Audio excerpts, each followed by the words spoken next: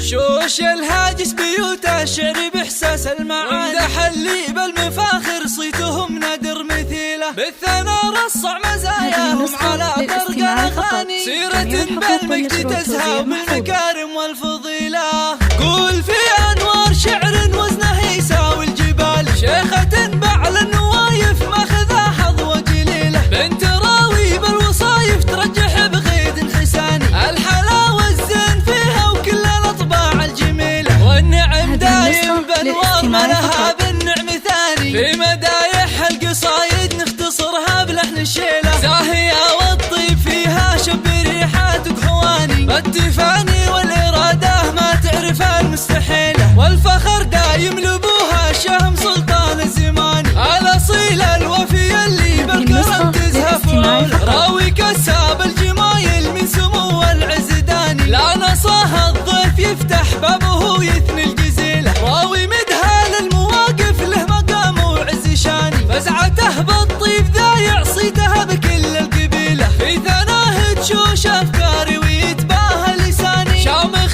فوق الثريا منزله محدا يطول، والوفا والفخر يزهى أمها ست الغواني، فاطمة تاج المعزة ذات الأوصاف النبيلة، بالخصال الحاتمية والشكر والامتنان، زاهية بنت النشامة وبعوايدها أصيلة، فاطمة روح الغلا والطيب فيها شي ثاني، في سما العزة تضاوي بس أنا في كل ليلة، مصدر الفزعات رمز الطايلة نبع الحناني، ما تكفيها القصايد وإن كتبناها جزيلة، قول في أنوار شعر وزنه يساوي الجبال، شيخات بعل النوايف ماخذه حظوة جليلة، بنت راوي بالوصايف ترجح بغيد حساني، الحلاوة الزين فيها وكل الأطباع الجميلة، والنعم دايم بأنوار ما لها بالنعم ثاني، في مدايح القصايد نختصرها بلحن الشيخ